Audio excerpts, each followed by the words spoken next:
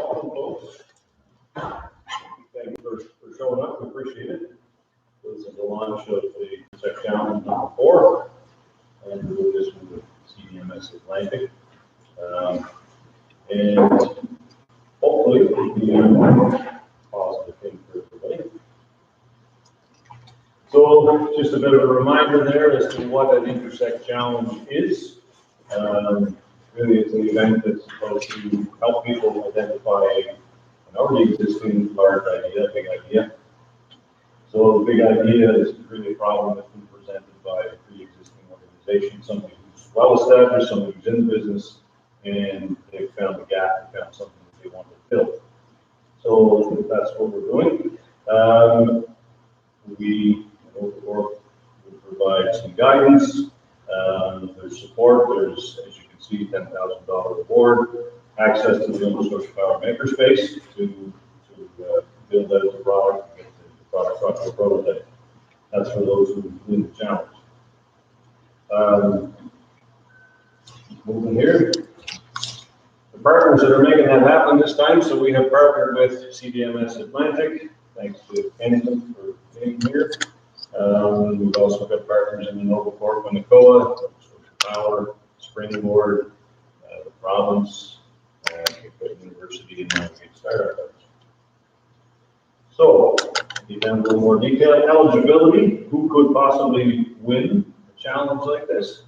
You have a Nova Scotia-based startup with less than $1 million annual revenue, head office in Nova Scotia, either already is or will be registered with the registry of joint stocks.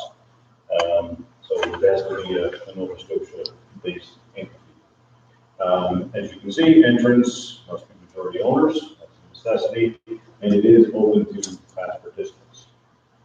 A couple of important dates to mention today, obviously, the design challenge, the launch, and then February 26th is the day when the submissions need to be in. It's the deadline for that.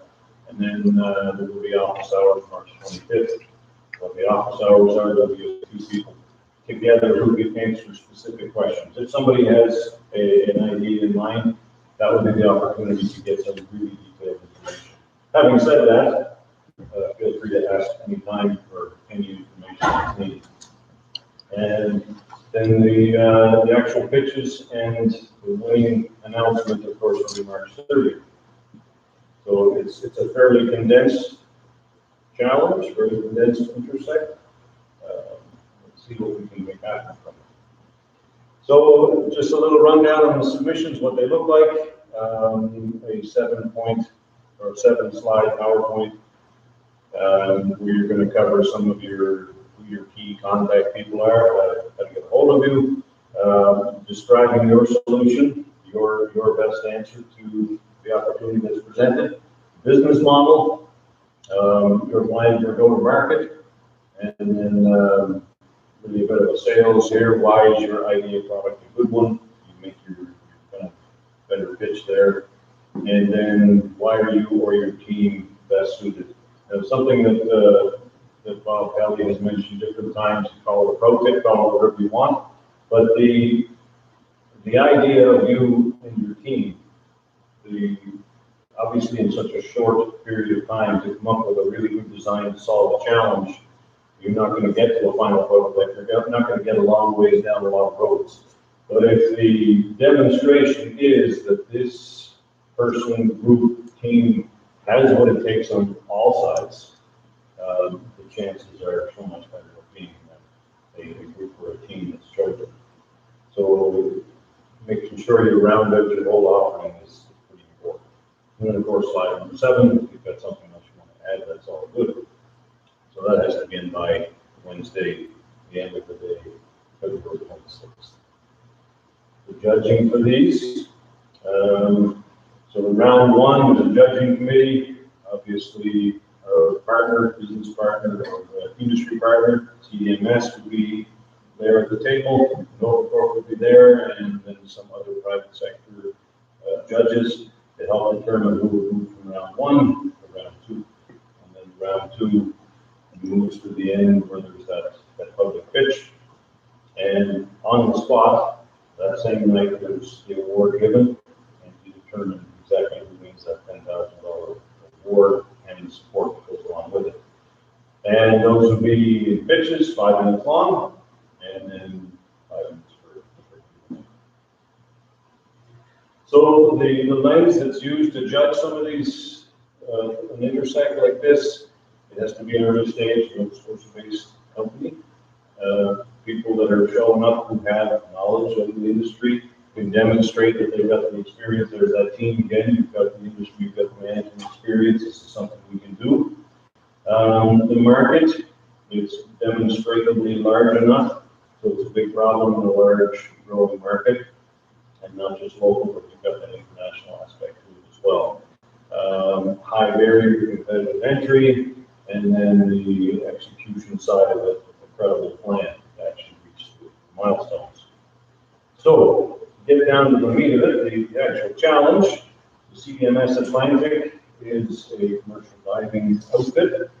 So we're going to look a little bit, just a very, very basic overview of commercial diving. And then we're going to get CDMS to talk about their background and the challenge in some degree. So just a little bit of the background on it. What we've found is there's about 6 million divers worldwide, and depending on how you dice it up, it's probably 25 to 50% of them are doing it because it's their job. They're doing it for some type of work or other. So it's not all just as people out scuba diving for fun, for play. So this is an interesting stat. The global diving equipment market, which is kind of wider than just commercial, but nonetheless, a lot of things cross over. Valued at $3.7 billion in 2017, and supposed to reach 5.1 by 2025. So it's a significant size of that industry. The other thing that's forcing some innovation is the increased safety culture. So as safety comes to bear on more and more things, the industry is being required to be more and more innovative. Some of the main activities that are really done by commercial divers, particularly, you've got in inspections, you've got complex underwater projects, underwater welding, repairs, demolition, salvage, you name it, those are pretty normal activities. So what I would like to do, if Kenzie doesn't mind coming on up, and I'm going to get him to talk a little bit about CDMS Atlantic.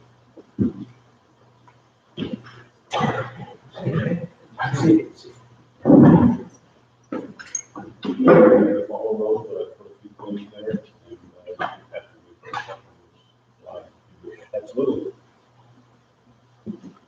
Good evening. My name is Kenzie Jardine. I'm the owner and operator of CDMS Atlantic here. Just to give you guys a little bit of oversight on my business. So we do operate 24 hours a day, 7 days a week, 365 days per year. I have been stuck in other provinces on Christmas Eve and have missed 2 now Christmases simply because this is the nature of the business. It's not an uncommon occurrence when it comes to our business. So if I could get a call at any time. Acting on this basis does allow us to assemble our crew within a very short time frame to better serve our clients, and we are fully equipped to perform operations even in the most remote locations, traveling by land, sea, or even air. If anybody would have told me when I first took over this company that I would be going to the northernmost iron mine that is in existence on the planet for operations, I would have laughed at them. But I was actually just there in August. So CDMS being commercial diving and marine services, we do offer a full array of in-water services. Matt touched on a couple of those. Everything from underwater welding to salvage to ship class inspections, work inspections, concrete work, you name it. And those are just the operations that I perform. Other operations that you'll see, because we're an inshore diving company. Offshore diving companies, often you'll see them servicing big oil companies is usually what you see when it comes to offshore operations. These are guys that are doing things like saturation diving. With diving, whether it be inshore or offshore, there is a measured physiological effect that will take place on the human body every time you dive. We have to be able to calculate that physiological effect in order to keep divers safe. What happens as you dive, to put it very plainly here, is as you dive, your body will accumulate a certain amount of nitrogen, and that accumulation of nitrogen happens over two periods, really. It's depth and time at that depth. So the deeper you go, for the longer you're down there, you will accumulate more nitrogen. As you descend, your body is put under atmospheric pressure. So that gas, not just the nitrogen, but all gases and your lungs even, they'll have an atmospheric pressure that is exerted on. As you come back to the surface, that pressure is released. So any nitrogen that will be in your system, in turn, will form into larger gas bubbles, and that's where we run into some of our problems. I mean, there's decompression sickness. There's also carbon monoxide buildups that can actually happen inside of the dive helmet. Bad areas. There's a myriad of different situations that we can run into every day when it comes to diving. We'll just click here. Next slide. So, what takes place now for monitoring? Dive teams absolutely do have a very large mindset for safety. You really don't have a choice. If you're going to dive, there are things that you need to know, and if you do not know these things, you cannot dive safely, and you can very easily damage yourself permanently. If not, you may not return. Full-time team member monitoring the dive from the surface monitoring room. So in my operation, we can perform dive operations either from my dive trailer, or we can perform dive operations from some of my small vessels as well. That basically what that operation would look like would be an air panel that the dive supervisor would be able to monitor. There's two-way communication between the diver and the surface at all times. And actually, part of the safety of this portion is actually being able to hear the diver breathe. That's part of our regulations. If you cannot hear the diver actually breathing, then you have a breakdown in communications, and you have to abort the dive. You have to assess the situation, fix it, and then you can go back to operations when the dive supervisor deems it safe to do so. There are different things like line fill signals to be able to still have a means of communication between the diver and the surface, because the diving that we perform, being surface supply diving, is probably a little bit different than what you would typically see or think of when you hear diving. Most people hear scuba diving. Bruce Hatcher, glad to show up, Bruce, scuba diver himself. It's something where you typically be able to go and get a course from a recreational dive shop, and it's what you would typically think of. You're wearing a mask, you have a regulator in your boat, you have a tank on your back. With us, it's a little bit different. And actually, in the previous slide here, you can actually see one of my, that was not me. That's one of my divers on a project that we were working on where we had to lay these very large concrete scour pads. They were 20,000 pounds each. And I'll just touch on this quickly as to give you an idea of some of the operations that we perform. All of these concrete scour pads had to be placed on top of a rock bed next to a wharf, about 30 feet underwater, to keep that wharf from undermining. So actions of the ships continuously coming into the wharf, it will continue to undermine the wharf just from the action of the propellers and the thrusters. In order to mediate that, we put down a very large rock bed, we put these scour pads down on top of them, and we laid a strip of tremor concrete on the edge of these scour pads in order to kind of glue it all in. I think we laid 60 that winter. We were actually wearing a hot water suit on this job as well. I'll touch on suits in a minute, but the point is that the helmet in particular, that's what we're wearing every single day. Dive helmet, they come in fiberglass, they come in stainless steel. I personally like the stainless steel one better. It's a few more pounds heavier, but dive helmets can range from 30 to 35 pounds, plus or minus, it depends. But a typical kit in commercial diving for what we do is usually roughly about 100 pounds. Because although we are performing surface supply diving, and you do have a tank on your back, that's not your primary needs of air. In scuba, it would be. But for us, our air source comes directly from the surface supplied air. If you have a disruption in that air source, that's when you use your tank on your back, and there's a knob on your helmet where you just turn it, and you will go to dive right away, and you can head back to surface. And backup divers are at the ready if needed. A dive team in my operation consists of 4 dive team members. certified dive supervisor, primary diver, standby diver, and dive tender, which is pretty much always a certified diver as well. When it comes to our training, training can vary from restricted to unrestricted, and basically it just goes by depth. A restricted certification allows you to dive up to 100 feet. An unrestricted certification will allow you to dive much deeper. My operations, typically we will stay inshore 30 feet, maybe 50 or 60 feet. But when it comes to air diving, that's a whole other thing as well as compared to mixed gas diving. But I think a lot of these things that I've just touched on, and actually quite a bit, does speak to the technology that is in place for these types of operations. There is a lot of technology that's involved with this. There's a lot of maintenance that's involved with this equipment as well. It's literally never ending. The battle between us and salt water is never ending.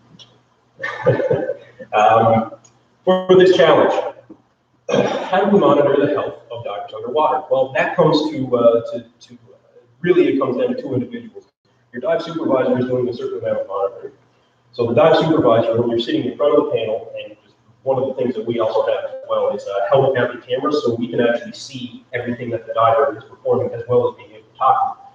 That gives us a distinct advantage when it comes to doing things like inspections or that's typically the big one is if you have an engineer that actually wants to see what it is that they need inspected.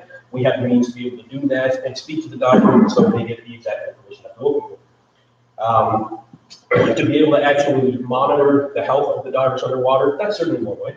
But we have a certain pressure that has to be fed down to the diver as well, so our gauges are there to tell us exactly how much PSI is being fed to the diver. The air bank, how much air is actually in our bank, and we can hook up a portable air compressor to have a virtually unlimited supply of air. So you're monitoring these things from the surface, as well as listening to the diver's overall breathing rate. It's not an uncommon thing to be underwater for 2 hours and be physically exerting yourself to a point where you could have a carbon dioxide buildup in the hat just from expelling so much carbon dioxide and it not flushing. We have a means to be able to mitigate that as well. There's two knobs on your helmet. One of them is kind of like the defog in your car. It just sits on the top of the helmet and it just blows air. So that'll be a fresh air. It'll be a lot of fresh air that you'll be able to introduce into the helmet in a short period of time to be able to push up that carbon dioxide because you can end up with some ailments from that as well. The diver has to be able to monitor himself to a degree as well. Whether it be this time of year when you can end up hypothermic, or whether it be in summer when it could be the exact opposite, you could overheat. Either will be a factor at some point in a diver's career. So the diver does have to be conscious of himself as well. If you have a bad taste of air, that's something that a diver is trained to be able to recognize and you report the dive at that time. How do we detect negative health trends such as lowering body temperature, blood pressure, regularity, avoid distress situation? As I just said, that's really up to the diver. The supervisor cannot tell you if you're cold. You have to tell us. You have to tell that to the surface. To give you a little bit of an example, right now, if you were to jump in Sydney Harbor, it's sitting somewhere between 0.5 and 1. It's cold. I spent 2.5 hours underwater 2 weeks ago under 8 inches of ice, but we were doing very physically demanding work. So typically my extremities will get cold first. It usually starts with my feet. My hands usually end up pretty good, but that's up to the diver. How do we maximize the chances of a successful rescue in case of an underwater health incident? That's determined by the location that you're diving primarily and some of your site conditions, like I just mentioned, ice. Ice would certainly play a factor in the type of rescue that you may have to perform. Are you diving from a wharf structure? Are you diving from the shore? All of these things need to be considered in your dive safety plan before you can perform any operations. And so being able to maximize that is basically recognizing those things and making sure that you either have the proper procedure or equipment in place or a combination of both. And how do we add this technology without further inhibiting the diver? I think everybody can agree that there seems to be an awful lot that a diver has to be responsible for just for his own safety every time you go in the water. So being able to add this technology without further inhibiting the diver, I can foresee a system which would be monitored by the surface entirely. The dive supervisor does have a lot of responsibilities. However, the diver in the water certainly has enough to monitor, because even just, I didn't touch on things in buoyancy. You have to be able to control your buoyancy as well.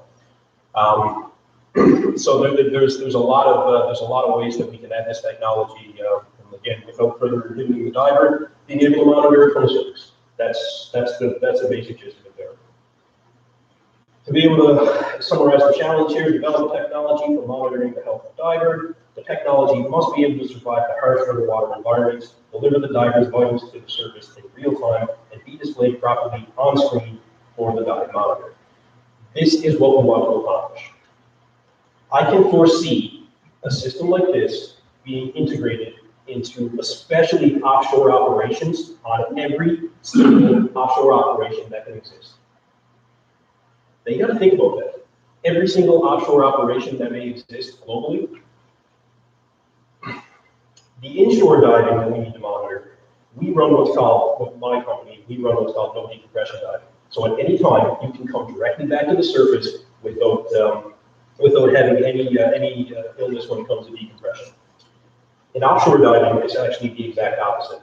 It's what's called oftentimes saturation diving, because you can be hundreds and hundreds of feet underwater.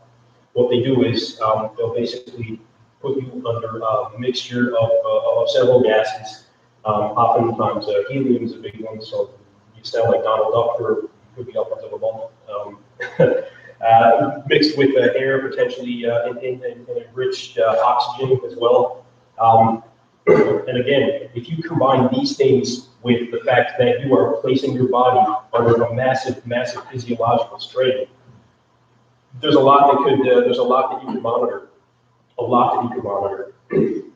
So being able to have a piece of equipment which is integrated into an operation like that, you could potentially save a diver's life before you even notice that they are in distress. Because although we might spend a couple hours underwater, it's not uncommon for a saturation diver to spend 6, 7, or 8 hours underwater working in those areas. They'll be dropped usually from a vessel, a dynamic positioning vessel. So it'll be dropped down the bottom in a belt. Oftentimes it would be a compression chamber, and then you would transfer it into a belt to be lowered down to your work site, and then you would work from that belt.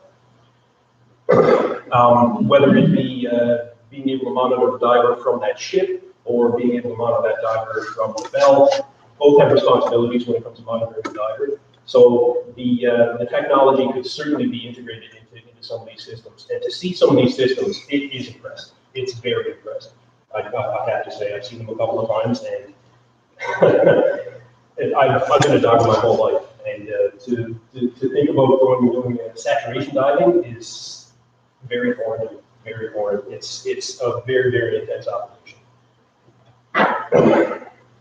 So, like I said, the big thing when it comes to this challenge is being able to integrate something for diver safety. It is an industry where we see a lot of opportunity for equipment to continue to advance. I just finished a dive helmet technician course a couple of weeks ago, and some of the new regulators that they're actually coming up with for some of the dive helmets, it's becoming quite a piece of technology. You would think that you would find more moving parts in some of these things, but actually they're trying to remove as many moving parts as possible, so you have less chance for something to break. With a system like this, I could see it integrated into dry suits, because with us wearing dry suits, you could easily, well, not easily, I'll say that's something whoever the innovators would be to say, integrated within the dry suit. Dry suits are manufactured custom all the time. I could see a system like that being able to go in. I know, Matt, you mentioned before having some sort of transferring beacon which would sit on the surface to be able to transfer that information back. It could be a hardwired system, because we run hardwired systems right down to the dive helmet as it is. But these things could all be integrated simply into a dry suit. When it comes to integrating it into a hot water suits are wet suits. If you are working in a hot water suit, which if you're working hundreds of feet underwater, it's mandatory, there's no other way to work. That may present more of a challenge. However, these technologies do exist to make these things waterproof because I use them every day for lights and cameras and communication. So just find another way to be able to transfer that information. When Matt came to me with this, I explained to him how commercial diving is, in comparison to other industries that you would see, still very much evolving when it comes to the equipment, and it very much is. It's been within the last 100 years where our understanding of the dive tables to be able to keep divers safe has only come into play. Back in the early 80s, my father actually started as a military diver, and what they would do is they would take divers, they would rocket them down the bottom, and then when you got to the bottom, you're holding your breath the whole time. In order to facilitate getting used to lung overexpansion and being able to stay away from that, you would rocket down the bottom and you would exhale as hard as you could and get back to the surface. It's extremely, extremely dangerous. But these were the type of practices that were done in the last 100 years. So you can imagine how far the training has actually come and how far it could still go, when it comes to training, when it comes to equipment. Every little bit will definitely help. So there's a lot of room to be able to expand throughout this industry. It's a really, really interesting concept. And I want to thank Matt. I want to thank Nova Corp. I want to thank Nova Scotia Power and all the other partners here. For myself to be able to be involved in this project, I think it's going to be a really interesting challenge, and I'm really excited to move forward. So if anybody has any questions on any of that, Bruce? It's not so much a question as, well, it is a question, but I think it would benefit everybody if you could just brief us on the current state of the art, no matter the sector of the commercial diving, including offshore deep water saturation, the current state of the art for in situ monitoring of divers. Is it only the sound of breathing? Is that it? Through a microphone? That's it? Or are you aware of other existing technologies for real-time monitoring of every aspect of divers' vital signs? I'm not aware of it. I'm not aware of anything to be able to detect things. Your heart rate, I don't think that these things exist. So short answer is there's nothing like it that's currently in existence. You can monitor the types of gases that you are sending down to your diver. You can monitor exactly how much pressure that they are actually receiving inside of the dive helmet, because that plays a part when it comes to the regulator and how you set that up as well. Even simple things, having a carbon monoxide or carbon dioxide monitor inside of the dive helmet, it doesn't exist. It doesn't exist at all. You still have to go by the diver saying, hey, this air takes money. Why you could not have a simple monitor? These things have existed for a long time. And that's something that I could see being integrated into something like this. It surprises me because at least, money is often not the object. This tends to be an industry in which you charge what's necessary and people pay what's necessary to get the work done. So it suggests that it's actually an extremely conservative business, as many things to do with the ocean are. Very conservative, very slow to change and adapt. Absolutely. And, you've been a diver for many years yourself, so you can. Nothing's changed. The wetsuit material is a little bit better. The fins are a little better. Really, nothing's changed. Jacques Cousteau invented the valve, right? Even to say, I touched on decompression illnesses. Why does our body accumulate nitrogen when it's put under atmospheric pressure? They still can't answer that. However, we can say under this amount of pressure at this depth for this amount of time, we can stay safe by staying within these parameters. So why does it happen? We still can't say exactly, but we do know how to control at least a certain aspect. Kyle, do you have a question? Yeah, are there any big organizational bodies who do look at this kind of stuff within the diving industry? As for regulations? Regulations, safety, equipment, like aside from just the companies that are making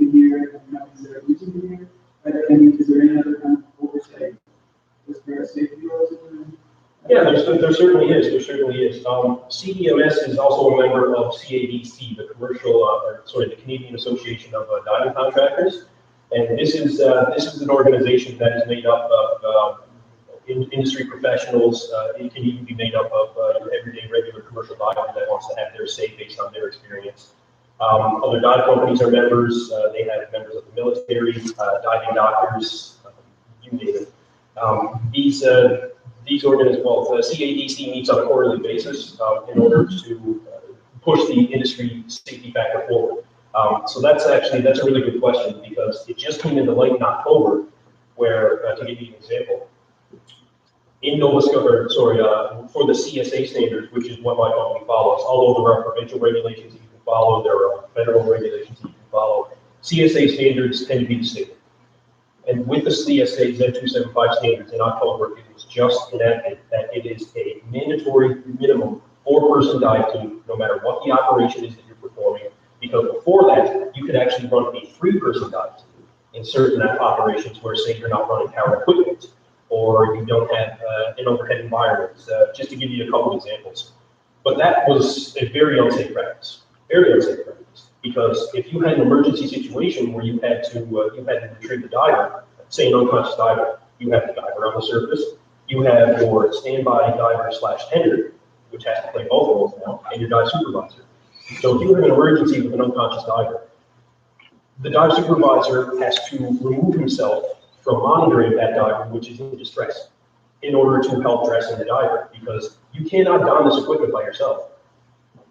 Not in a timely manner. It would take, I wouldn't even want to give you a time. I can tell you that with 2 persons actually helping to dress in the diver, on average, it could take upwards of 2 minutes by the time all the equipment is finally on.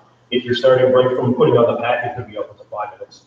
So picture that with just 1 person, you already have somebody under distress. So CADC does meet on a quarterly basis to be able to push this industry forward. I've had an opportunity to be able to be a part of that. I'm very proud of that. It's just another example of how this industry is still evolving. In answer to that question, wouldn't it also be reasonable to mention, the Canadian Standards Association and the standard of practice for commercial dive, DCBC, and the provincial occupational health and safety organizations? Don't they also have some role in regulating diver safety in the commercial realm? Absolutely. DCBC being Diver Certification Board of Canada, with any surface applied or commercial scuba certification that you would have, you have to give your information. If you go to dive school, all of your training is presented to DCBC, and they're the ones that issue you your certification here. So DCBC is one. There are organizations that exist provincially. I know recently there's been Occupational Diving Safety Association of Nova Scotia, which just came into existence recently.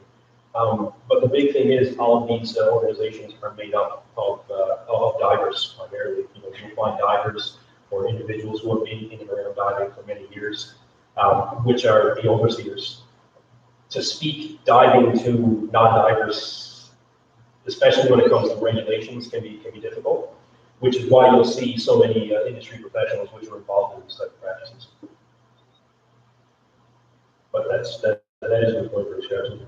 There is a lot of oversight, but the opportunity to be able to expand those things is certainly it's endless as of right now, as far as I'm concerned. Yes, sir. You're saying that sometimes the divers have cameras on. Yep. Are the cameras either just hardwired up, or are they recording and then afterwards, or is there some Wi-Fi type thing? Wi-Fi over water. Yeah. No, that would be cool. The cameras primarily are mounted directly to the dive helmet. That is hardwired directly back to the surface. In the diving umbilical, you'll primarily have, like in my operation, you have your air source, you have your communications wire, you have your light source, which is also mounted on the other side of the helmet, and then you'll have your camera. Other things that can be twisted into these umbilicals, because it's really just a number of hoses which are all twisted together, which creates a strength member to a certain extent and things like that. The hot water suit hose can be twisted into this umbilical. I foresee this challenge having another hardwired cable which goes into this twisted umbilical. Any other questions around the actual Intersect design challenge itself? Yeah, so say somebody submits proposal, then they win the challenge, then they get the 10 grand, and that $10,000 goes towards further developing whatever your pitch was. Then that's, at that point, it goes from being submission of our presentation to the physical object. So, That would be funds towards the design of that, whatever your prototype is going to be. It's not really feasible to consider it something as well as development within the time frame, right? So that's the seed to get you moving. And really, if you look at the magic of having some funds, having some guidance, and having a partner who's in the know in that world, those things all together makes that work. How good would that be?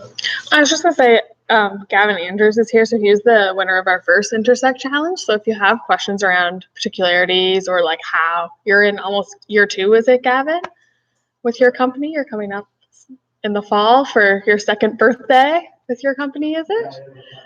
Yeah. Yeah. We only gave him 5 grand. We only gave you 5 grand.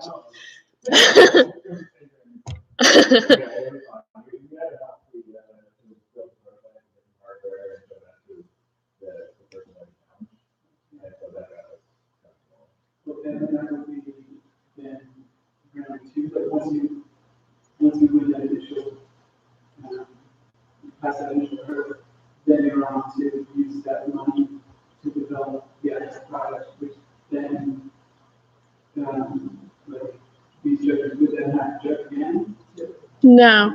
So the way it works is you, it might not have been clear on the slide, so you would submit your PowerPoint, and so we're basically judging you off your idea. So it's an idea stage concept, and that's kind of what Matt was talking about. Team can be really valuable there because that could be the deciding factor on things. It was a pretty big factor when Gavin won. He and his co-founder had like a really good mix of business and technical experience, so we knew that they were going to be able to execute quickly because of that. So team can be a huge impact and the deciding factor. But yeah, so it goes to that stage. You get shortlisted. The shortlist has opportunity to meet with experts, ask more questions, refine their pitch, maybe like work on their idea a little more in that time. Then it comes to judging. So you pitch live. It all happens live, which is nerve-wracking for everything, us included. It's awkward always to give someone a giant check in real time. And yeah, then we give you 10 grand, access to the makerspace, access to Henson and all his knowledge, and as well as the knowledge that we have at InnovaCorp and the support we can offer. So yeah, then you would go through the process if you want of building your prototype. We'd help you do that, and then we'd also help introduce you to other folks that could potentially invest in your company, and help you like build out your business plan and your model and how you'd monetize it. And then we'd help you work towards getting more funding, whether it be through other InnovaCorp programming or introductions to ACOA or NRC or things like that. Yeah. Any other thoughts, comments? I'd say one of the big benefits is that you actually get to work with somebody that has a problem. When they're engaged, it's hard to go on and do a problem and say, oh, I don't know what the problem is. But if you can actually have a person building that's engaged, Mm-hmm. Yeah, a lot of the market research is kind of done for you because we've sort of proven the pain or the gap. So it kind of gives you a jump start. Because you guys had a prototype pretty early on. I mean, your concept was a little different, but you guys were pretty close, I think.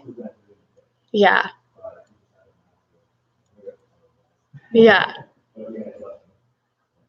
Awesome. And do you have any final thoughts, or you? No, I'm good on any of that. I understand that taking on a diving problem as potentially a non-diver. Slightly intimidating and confusing. That's why I'm here. I'm available if you have any questions on any of the current equipment which may be involved, in integrating into some of this design challenge.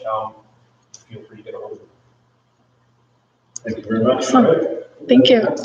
Off the top of your head, to help us with this, can you give us a minimum set of vital signs or metrics that you would like to see, presumably on a display that the tender would be observing? I mean, just, a few, like the core, you mentioned temperature. Yep. And I presume you mean core temperature or skin surface temperature, not just the temperature inside the suit, but the temperature of the human being, so that's one. Air consumption, is that, no, heart rate, okay, so you want cardiac rate? Yep. Like a Fitbit gives or something, right? Yep. Anything else? So those are definitely the big ones that we would be looking to monitor. Like I said, the other aspect that I could see would be potentially something that would be integrated into the dive helmet itself as a carbon monoxide or carbon dioxide monitor. But yeah, your basic vitals would be dispatched, absolutely. That's helpful. Yeah. I mean, the sensors are out there. They are. They certainly are. Guys, you're not gonna have to invent, a pulse sensor or a temperature sensor. That's exactly it. You're gonna have to adapt it. Exactly. Being able to adapt anything underwater certainly presents a challenge. Awesome. Oh, is there anything else that you want to add? I just want to give a little shout out. Novacorp's helping to promote an event next week. Some of you might have seen a note about it. Gavin will actually be speaking a bit about his company tracker inventory systems. It's called Engage Cafe. And it's the Ocean Startup Project that's putting it on. They're doing this event all across Atlantic Canada in the next couple weeks. So that one's happening in Sydney next Thursday, February 20th, from 6 till 8 p.m. In the Royal Cape Breton Yacht Club room in the port there. So if you're interested in that, you do have to register just because space is limited. So you can do that either by emailing me, I can send you the link, or you can go on eventbrite.com and look up Engage Cafe and you can find us that way. Thank you, Kenzie. Feel free to mingle, sell some food back. Magic and network, that'd be fun.